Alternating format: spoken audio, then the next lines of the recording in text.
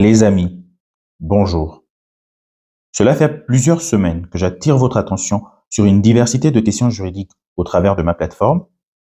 À l'heure actuelle, nous sommes en plein dialogue national. Il est donc temps que je vous fasse part de mes propositions, de ce que j'aimerais voir exister dans le paysage juridique au Gabon. Bien sûr, il ne s'agit que de mes propositions. Tout est perfectible, mais il ne s'agit, une fois de plus, que de mes propositions en tant qu'acteur du monde juridique gabonais. Partons du postulat qu'il ne peut y avoir de véritable état de droit, que si l'écrasante majorité des citoyens ont un accès à une information juridique fiable, précise et vulgarisée, et un accès non entravé à une justice indépendante et juste. Il ne peut également y avoir un état de droit que si les lois applicables correspondent aux réalités des populations auxquelles elles doivent s'appliquer ou qu'elles doivent protéger. Ainsi, je fais les propositions suivantes. Un service public de l'accès au droit qui passe par la création dans chaque département du pays de maisons d'accès au droit.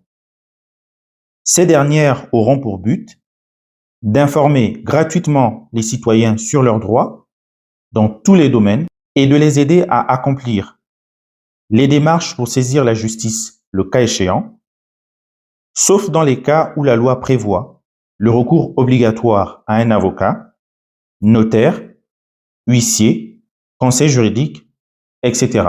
Une loi doit imposer aux professionnels du droit, juristes, avocats, notaires, huissiers, magistrats, conseil juridique, etc., d'y consacrer bénévolement 10 heures par mois. La création d'un site internet officiel de l'État, centralisé et vulgarisant les textes juridiques et les démarches administratives sous la forme simplifiée questions-réponses. S'inspirer du site de la DGCCRF à ce propos.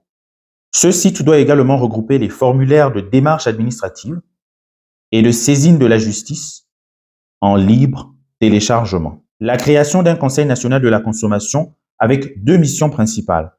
Informer les consommateurs sur le plan juridique et les accompagner dans les démarches.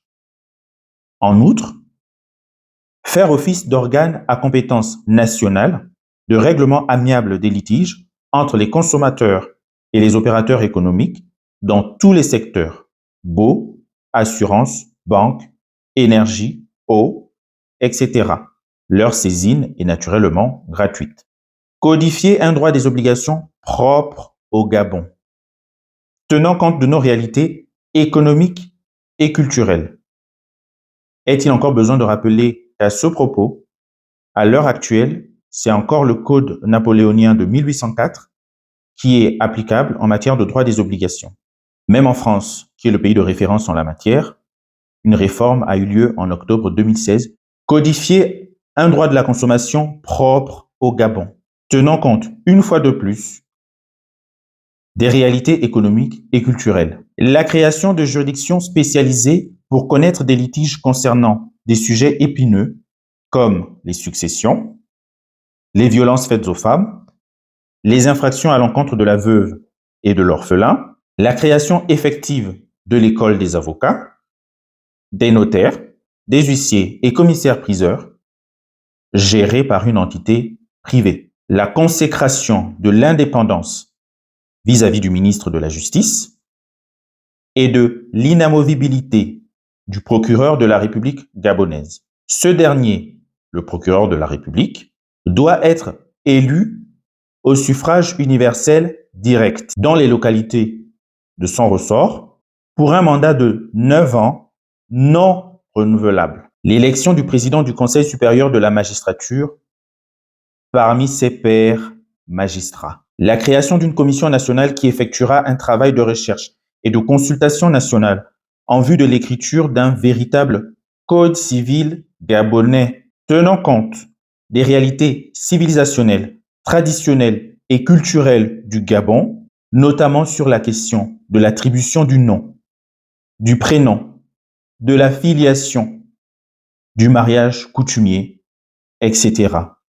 L'écriture d'un document national officiel compilant toutes les règles de droit coutumier qu'on retrouve dans toutes les cultures gabonaise. La création dans les localités de l'arrière-pays où le droit coutumier s'applique encore de juridiction de droit coutumier et le vote d'une loi en fixant l'organisation.